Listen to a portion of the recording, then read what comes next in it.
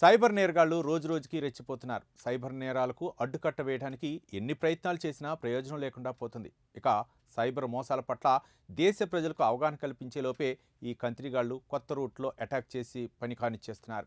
కొత్తగా ఈ మధ్యకాలంలో డిజిటల్ అరెస్ట్ అని ప్రజల్ని హడలెత్తిస్తున్నారు. అందినంత దోచుకుంటున్నారు. దీంతో డిజిటల్ అరెస్ట్ అనే పదం వింటేనే ప్రజల గుండెల్లో రైళ్లు పరుగు తీస్తున్నాయి.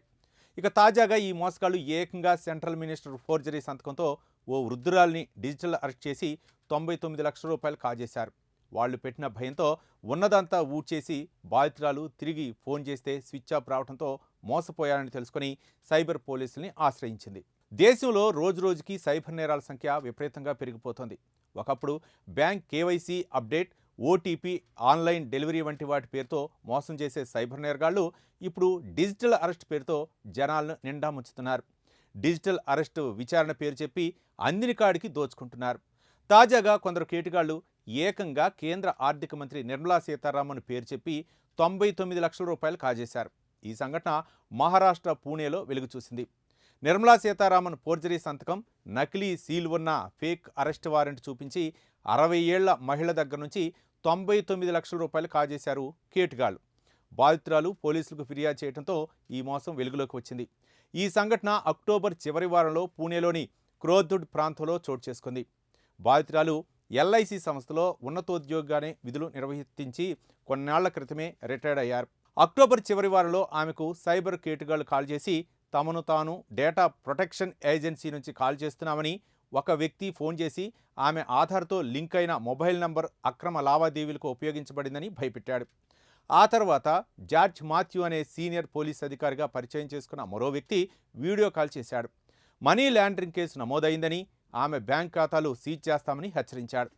సైబర్ నేరగాళ్లు ఏకంగా కేంద్ర ఆర్థిక శాఖ నుంచి జారీ అయినట్లుగా నిర్మలా సీతారామన్ నకిలీ సంతకం, ప్రభుత్వ ముద్ర ఉన్న నకిలీ అరెస్ట్ వారెంట్ను వాట్సాప్లో పంపారు. వయసు దృష్ట్యా ఆమెను డిజిటల్ అరెస్ట్ చేస్తున్నామని, కేసు దర్యాప్తు పూర్తయ్యే వరకు వాట్సాప్ కాల్లోనే ఉండాలని భయపెట్టించారు. ఇక ఆమె ఆర్థిక నిధుల ధృవీకరణ నిమిత్తం తన వద్ద ఉన్న డబ్బు మొత్తాన్ని రిజర్వ్ బ్యాంక్ ఆఫ్ ఇండియా ఖాతాలకు బదిలీ చేయాలని ఆదేశించారు. ఇక చెప్పినట్టు చేయకపోతే జైలు శిక్ష తప్పదని బెదిరించడంతో తీవ్ర భయాందోళనకు గురైన బాధితురాలు వాళ్ళు చెప్పినట్లుగా విన్నది. కేటుగాళ్లు సూచించిన పలు ఖాతాలకు తన దగ్గరున్న మొత్తం 99 లక్షల రూపాయలు బదిలీ చేసింది. తరువాత వెంటనే వాళ్ళు కాల్ చేయగా వారి ఫోన్లు స్విచ్ ఆఫ్ రావడంతో తాను మోసపోయానని గ్రహించి కుప్పకూలింది. వెంటనే తేరుకొని పూణే సిటీ సైబర్ పోలీసులకు ఫిర్యాదు చేసింది. ఈ ఘటనపై కేసు నమోదు చేసుకున్న పోలీసులు డబ్బు బదిలీ అయిన ఖాతాలను గుర్తించి వాటిని బ్లాక్ చేసేందుకు చర్యలు తీసుకుంటున్నారు. అయితే ఎప్పుడూ కూడా పోలీసులు డిజిటల్ అరెస్ట్ చేయరని, ఆన్లైన్ ఇన్వెస్టిగేషన్ చాలా తక్కువ సందర్భాల్లో మాత్రమే ఉంటుందని, కాబట్టి ప్రజలు డిజిటల్ సరెండర్కి ఎవరికీ కావద్దని సైబర్ పోలీసులు సూచిస్తున్నారు. ఇక ఈ మధ్యకాలంలో సీనియర్ సిటిజన్లు, విదేశాల నుంచి తిరిగి వచ్చిన వారిని సైబర్ నేరగాళ్లు డిజిటల్ అరెస్ట్ పేరుతో బురడి కొట్టిస్తున్నారు.